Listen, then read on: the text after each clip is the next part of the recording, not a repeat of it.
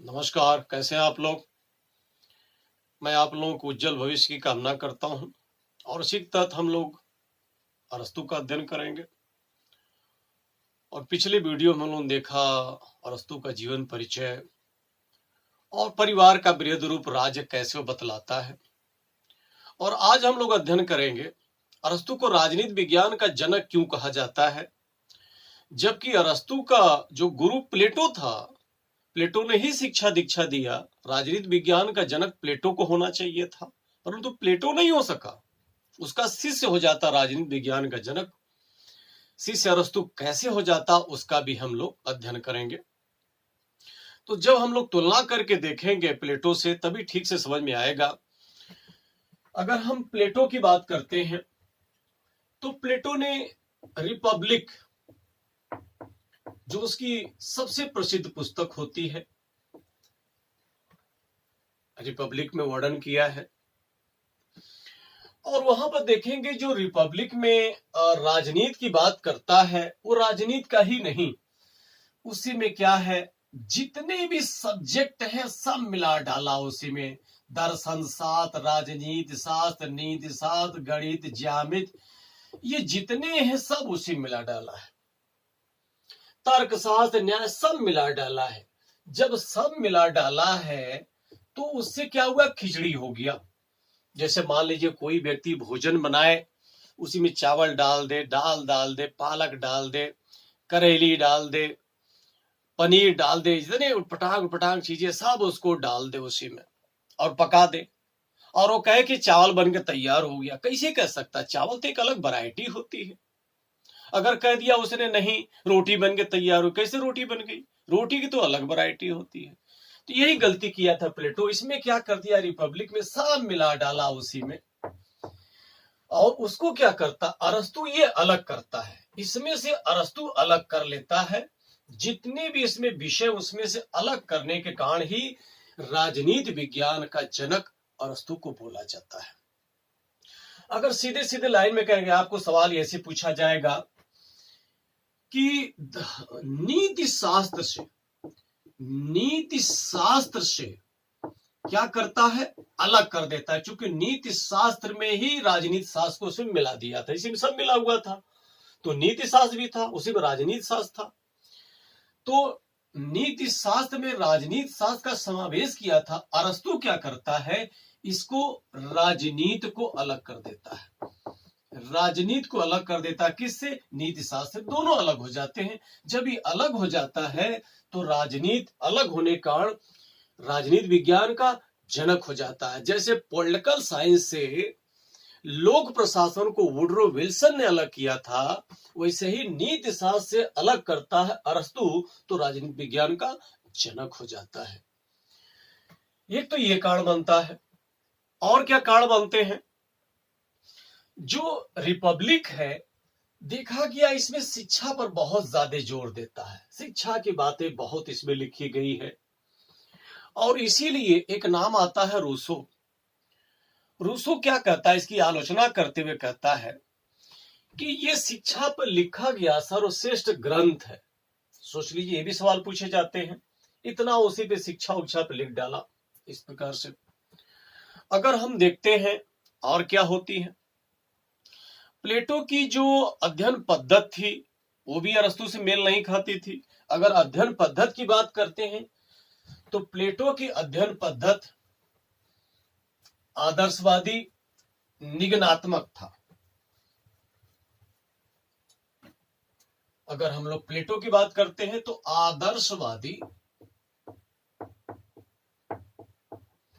निगनात्मक पद्धति,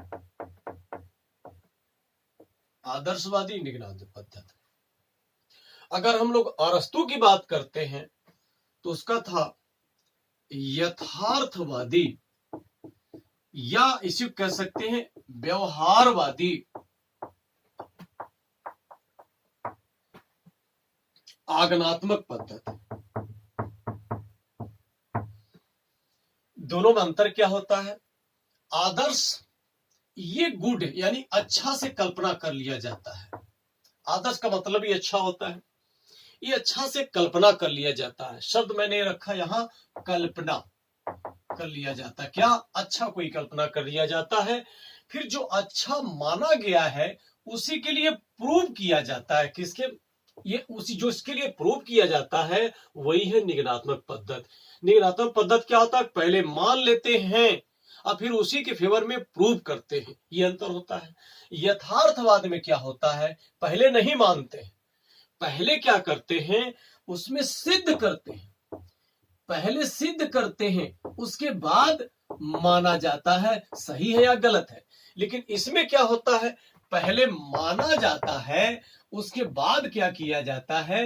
वो सिद्ध किया जाता है, लेकिन किसके फेवर में? इसी के फेवर में सिद्ध किया जाता है। तो ये अंतर हो जाता है।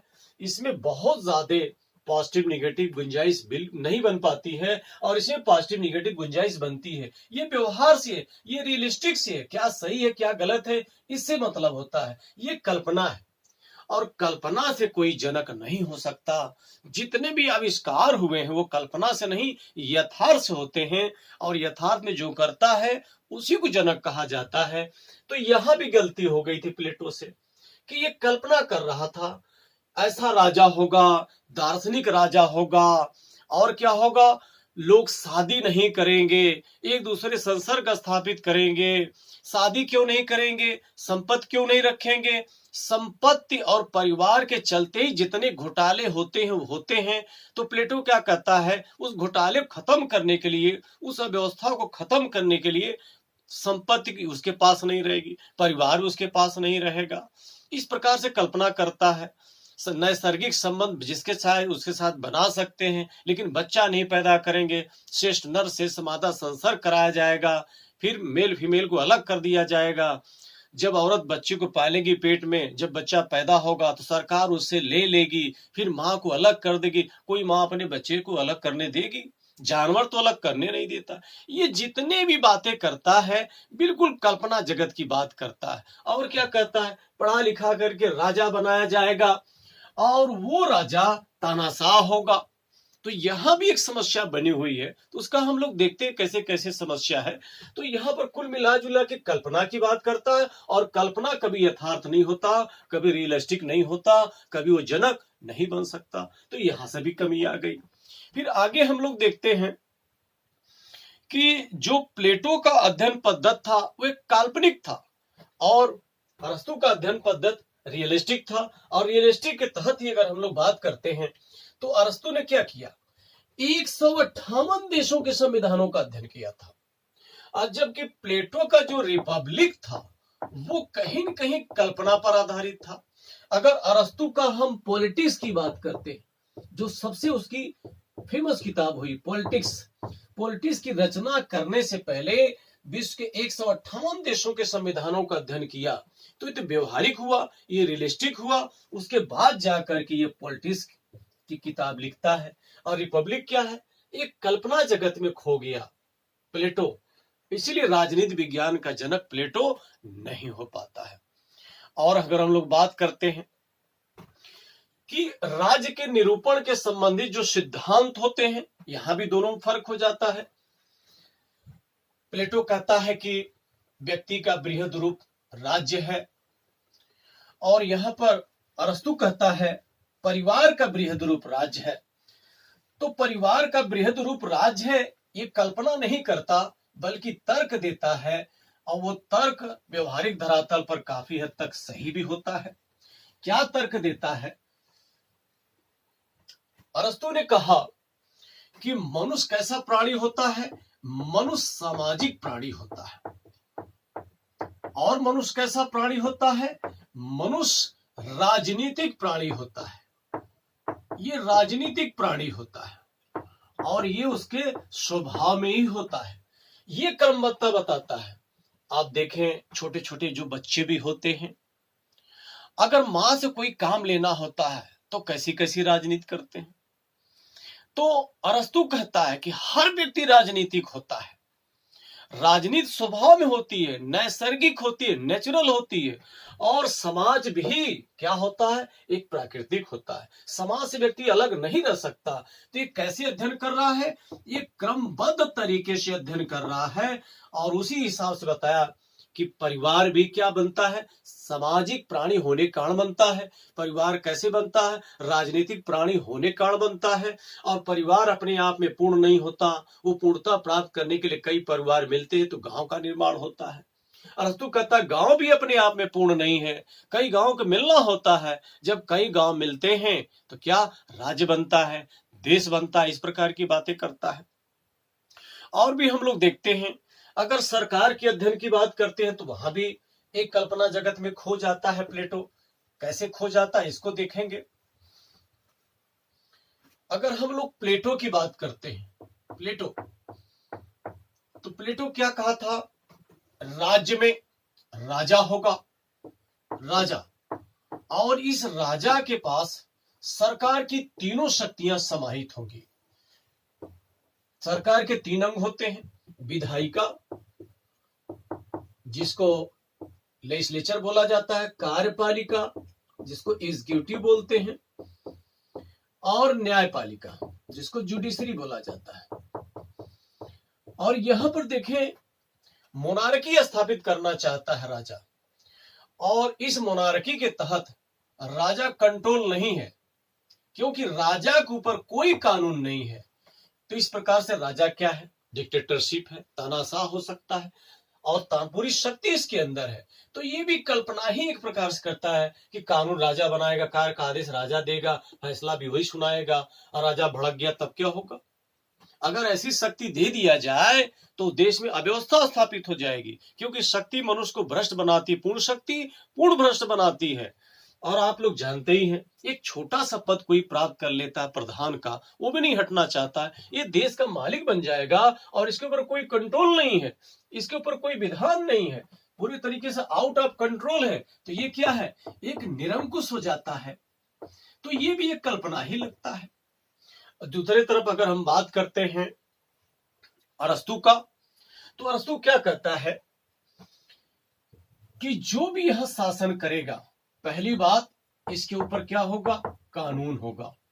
कानून, अगर यहां राजा भी है, अगर मान ले, वो बताता अगर राजा भी है तो इसके ऊपर क्या होगा, इसके ऊपर कानून होगा, और कानून का शासन होगा, व्यक्ति का शासन नहीं, राजा का शासन नहीं, कानून का शासन होगा। इस प्रकार की बात करता है। तो ऐसे जब कानून का शासन होगा तो यहां देखेंगे पाश्चात्य जगत में संविधान का जनक, संविधानवाद का जनक कौन हो जाता है, यहां अरस्तु हो जाता है।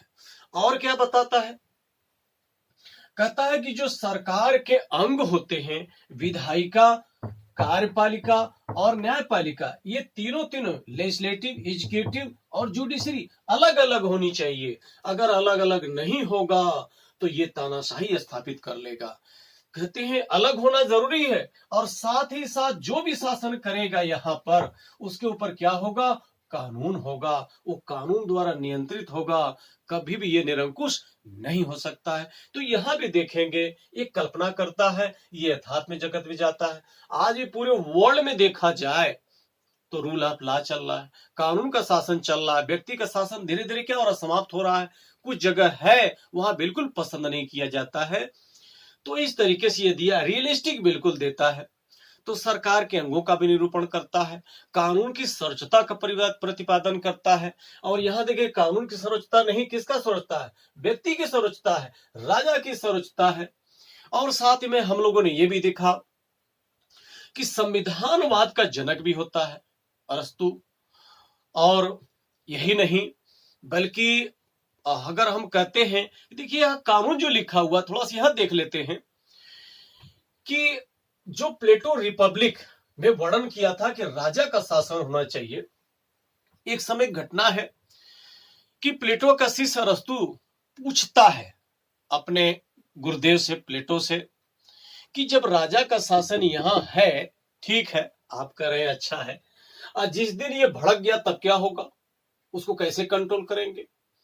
तब जा करके इस अरस्तु के बात को प्लेटो स्वीकार करते हैं और कहते हैं क्या, कानून विहीन व्यक्ति और भयानक पशु में कोई अंतर नहीं होता है। उसको स्वीकार कर लिया, अपने शिष्य के बात को, यानी अरस्तु के बात को स्वीकार कर लेते हैं। इसलिए कई बार पूछा जाता है कि अरस्तु प्लेटो की जो पुस्तक थी रिपब्लिक और लाज, उन दोनों में से सबसे ज्यादा प्रभावित किससे था? तो यहां देखेंगे प्लेटो का जो रिपब्लिक है उसमें राजा का शासन बताया गया है। अगर लाज की बात करते हैं, लाज LAWS, इसकी बात करते हैं तो ये कानून का शासन हो जाता है। ये प्लेटो ने ही बताया था, लेकिन ये भी कल्पना जगत में खो गया, इसलिए यह कल्पना जगत का नहीं है, रियलिस्टिक है। 158 देशों के संविधानों का अध्ययन करके पॉलिटिक्स का निर्माण करता है, पॉलिटी बनाता है, पॉलिटी द्वारा शासन होगा। वो शासन कैसे भी होगा उसको हम लोग अगले वीडियो में अध्ययन करेंगे। तो यहाँ यही हम लोगों को देखना था। इन तमाम तर्कों के बाद हम ये समझ सकते हैं कि राजनीति विज्ञान का जनक कल्पना से कोई नहीं होता, यथार्थ से होता है। और प्लेटो केवल कल्पना कर रहा था, अरस्तु कल्पना नहीं किया है, रियलिस्टिक हुआ है, इसीलिए ये राजनीति विज्ञान का जनक हो गया। ठीक है, आगे भी हम लोग अध्ययन करेंगे। धन्यवाद।